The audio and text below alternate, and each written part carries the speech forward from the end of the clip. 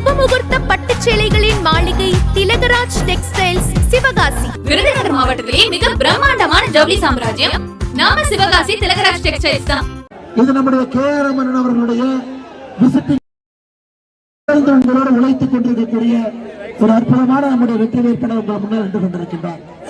ஐயா, இன்னைக்கு நம்முடைய KRM பொறுத்த வரைக்கும் ஆரம்ப கடையில பேருந்து நலக்குறை தன்னுடைய சொந்த செலவில் செய்திருக்கின்றார் அவருடைய அறிமுகத்திற்காக. அதே போல ஆரம்ப கடையில் உள்ள ஊர் குளத்தை தன்னுடைய சொந்த செலவில் அதை தூர்வாரி மக்கள் பயன்பாட்டு கொண்டு வந்திருக்கிறார். இது நம்முடைய KRM அவர்களுடைய விசிட்டிங் கார்டு என்று சொல்லலாம். மக்களுக்காக பணி செய்யக்கூடிய ஒரு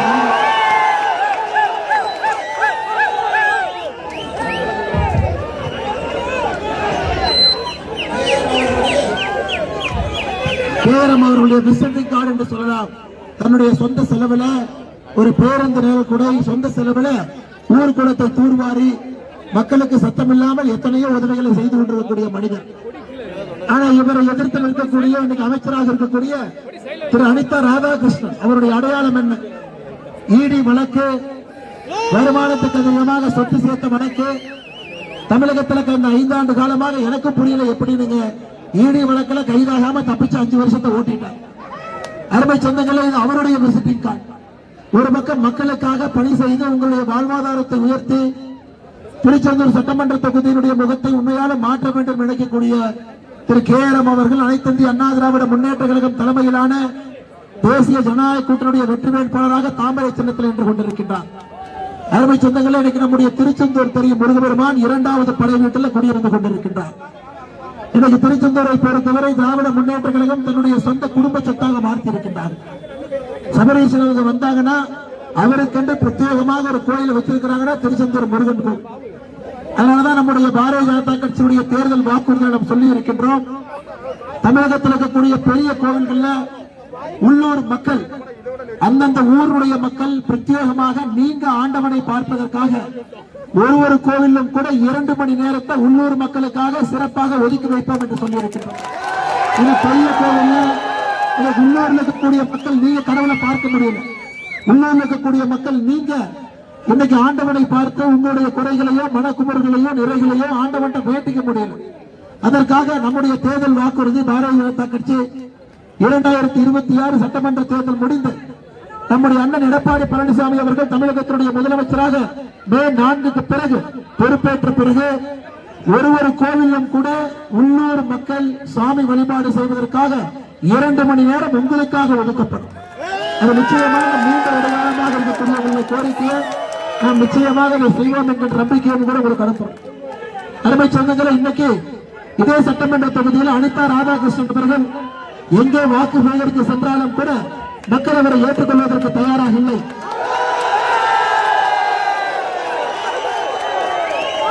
மக்கள் அவரை ஏற்றுக்கொள்வதற்கு தயாராக இல்லை. சமீபத்தில் பத்திரிகை செய்தியாக படித்த நம்முடைய திருச்செந்தூர் சட்டமன்ற தொகுதியில மெய்ஞானபுரம் பகுதியில் அனிதா ராதாகிருஷ்ணன் அவர்கள் வாக்கு சேகரிக்க சென்ற பொழுது அவருக்கு எதிராக உள்ளூர் மக்களை திறந்து ஊருக்குள்ள வராதுன்னு சொல்லும் அளவுக்கு அவருடைய செயல்பாடு ஒரு பணத்தை வைத்து எத்தனை நபர்களை எத்தனை காலத்திற்கு ஏமாற்றும். இன்னைக்கு நம்முடைய சொந்தங்கள்லாம் எதிர்பார்ப்பது கனிவோடு பாசத்தோடு பரிவோடு பேசக்கூடிய ஒரு சட்டமன்றத்தினுடைய உறுப்பினராக இருக்கணும். உள்ளூர் பிரச்சனை சொல்லும் பொழுது காது கொடுத்து கேட்கணும். மக்கள் பிரச்சனை எல்லாம் சரி செய்வதற்கு ஒரு அரசியல்வாதி உள்ளூரில் உங்கள் வீட்டு பிள்ளையாக இருக்க வேண்டும் என்று எதிர்பார்க்கிறார்கள்.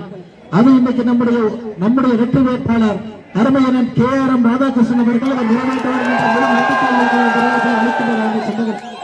அருமை சொந்தங்களே, சமீபத்தில் இன்னொரு ஆடியோவத்தோட கேட்டேன். நம்முடைய திராவிட முன்னேற்ற கழகத்தினுடைய சட்டமன்றத்தினுடைய உறுப்பினர் அனிதா ராதாகிருஷ்ணன் அவருடைய கூட இருக்கக்கூடிய ஒருவர் உம்மரி சங்கர் அவர் சொன்னார், அண்ணே எங்க பண்ணையார் சாதாரண ஆள் இல்ல, 4999 கோடி ரூபாய் சம்பாதிச்சு வச்சிருக்கிறார். அது எப்படி சம்பாதிச்சிருக்கான்னு எனக்கு தெரியல. மக்களுடைய வரி பணம், மக்கள் கஷ்டப்பட்டு வேலை செஞ்சு சம்பாதிக்கக்கூடிய பணம் யாரும் எந்தையும் கேட்காம இத்தனை காலமாக கொள்ளையடித்து வைத்திருக்கின்றார்கள். அதை கேட்பதற்கு கூட ஆள் இல்லை. ஏற்கனவே சொன்னது போல பல வழக்குகள் இருந்தும் கூட எல்லா இடத்திலும் கூட தப்பித்துக் கொண்டிருக்கின்றார்கள். அருமை சொந்தங்களை, இன்னைக்கு தமிழகத்தில் நீங்கள் எல்லாம் பார்த்துக் கொண்டிருக்கின்றீர்கள்.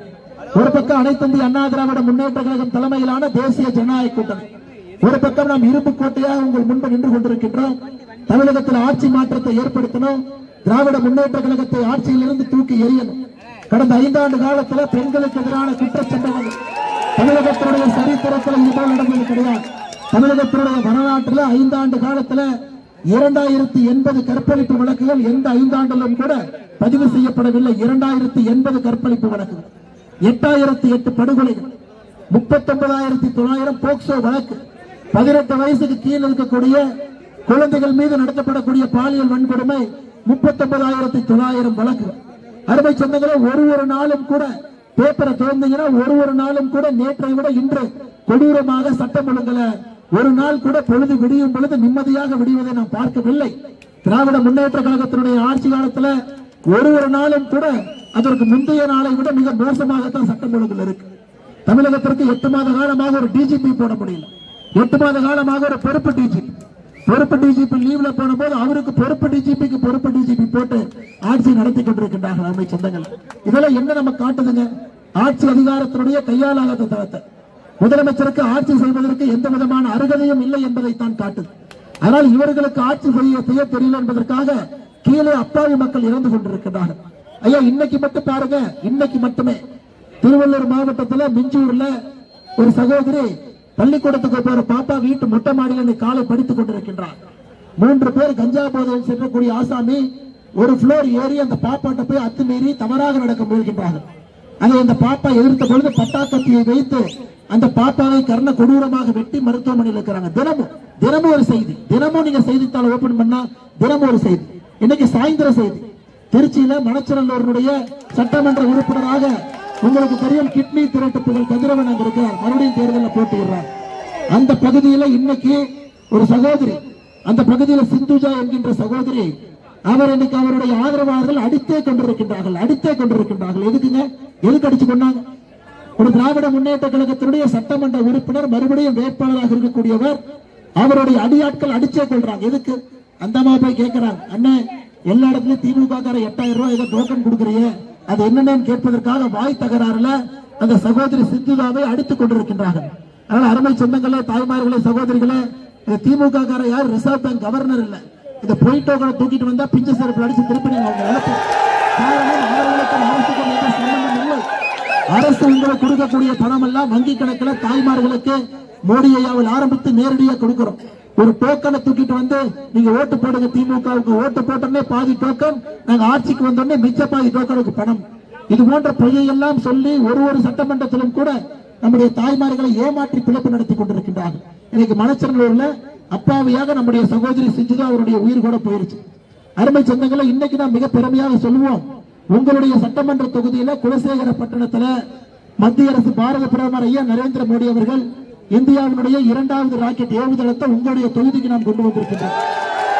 ஐயா, உண்மையை சொல்ல வேண்டும் என்றால் 50 ஆண்டு காலம் தாமதமாக இதை கொண்டு வந்திருக்கின்றோம். தவிர நம்ம மேல் இல்ல.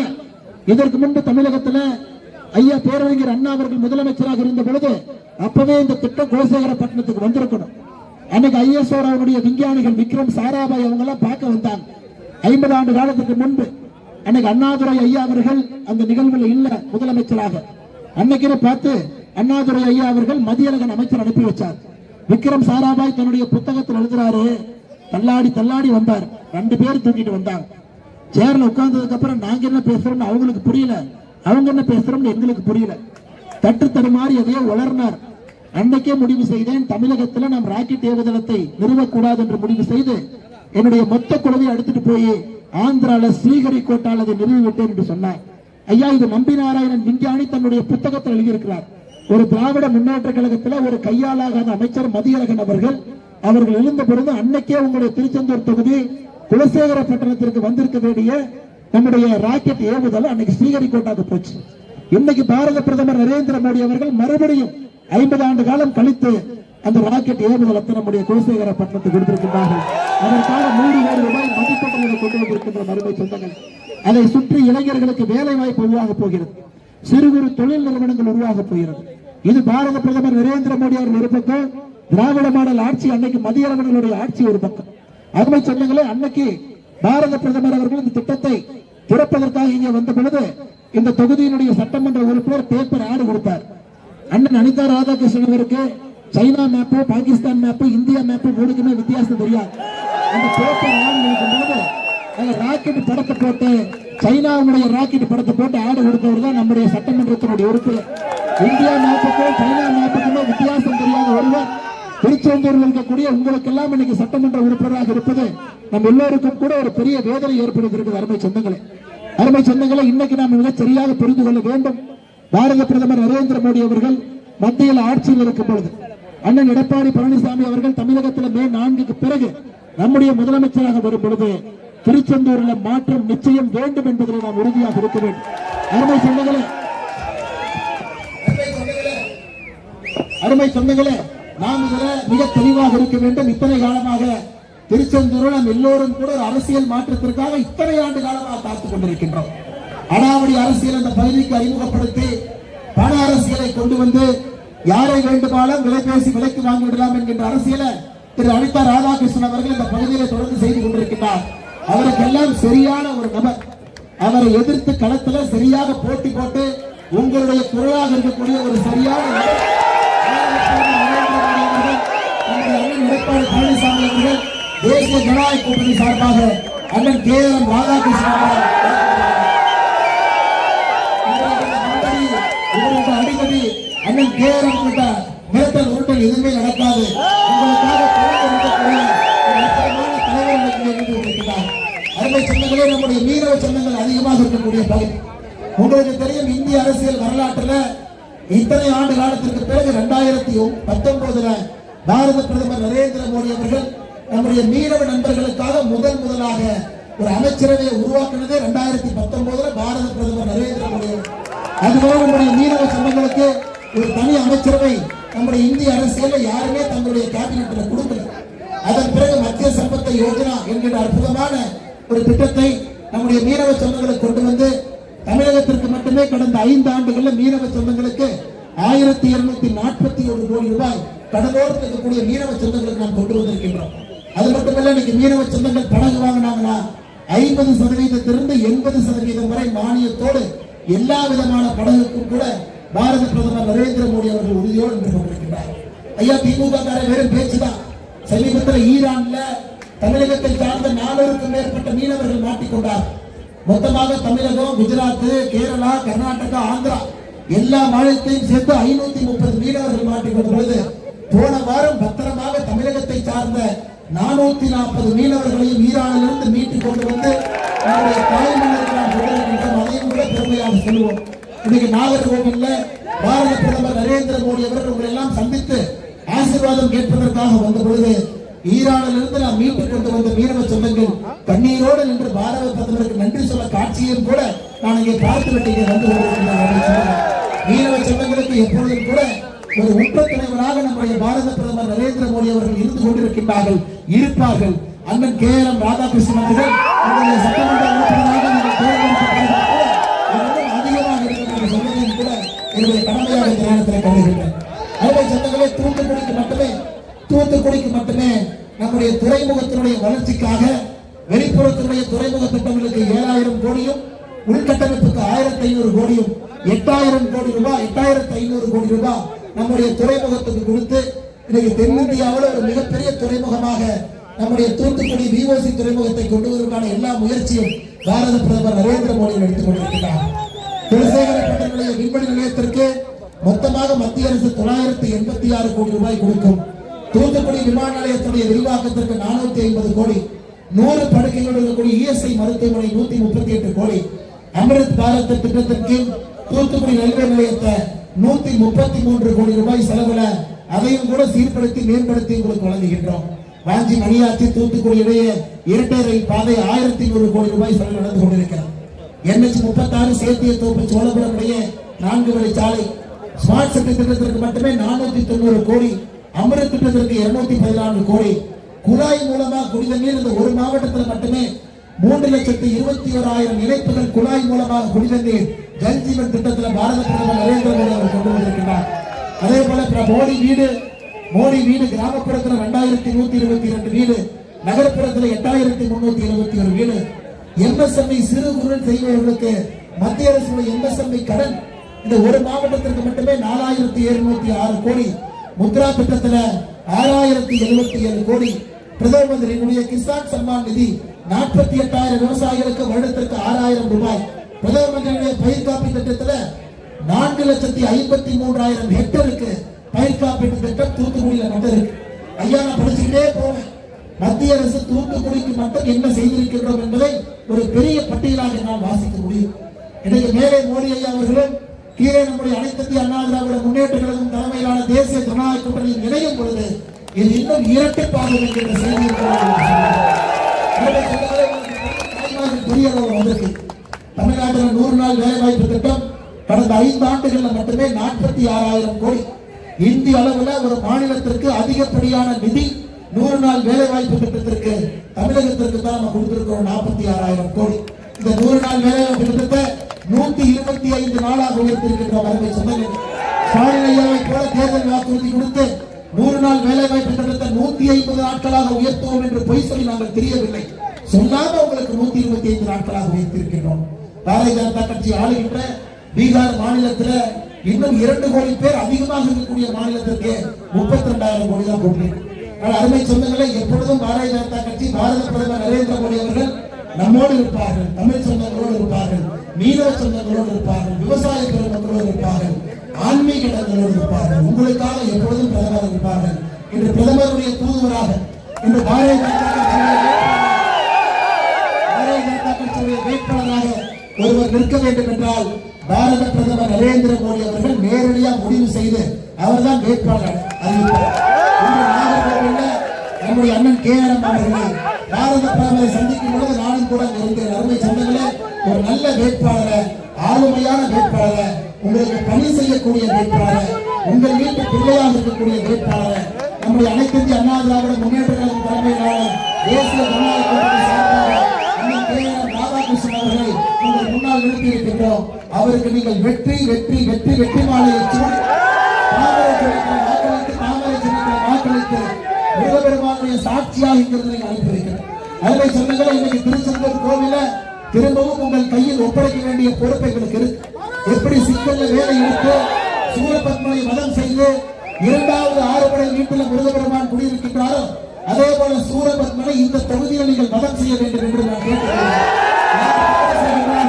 யார் மக்கள் பணத்தை கொள்ளடிக்கின்றார்கள் எல்லோரும் சூரபத்மன் தான். அண்ணன் KRM ராதாகிருஷ்ணன் அவர்கள் உங்களுடைய குரலாக, உங்கள் வீட்டு பிள்ளையாக அவர் இருப்பார் என்று சொல்லி, ஐயா 10 மணி இன்னும் 3 நிமிஷம் இருக்குது, 10 மணிக்குள்ள முடிக்கணும், நீங்கள் பொறுப்பாக என்று கொண்டிருக்கிறேன். 2 வாரத்திற்கு முன்பு தமிழகத்தினுடைய DGP-யை தேர்தல் ஆணையம் மாற்றினார். 2 நாட்களுக்கு முன்பு தமிழகத்தினுடைய தலைமைச் செயலாளரை மாற்றினார். நீங்க ஏப்ரல் 23ஆம் தேதி முதலமைச்சரை மாற்றிருக்கோமா?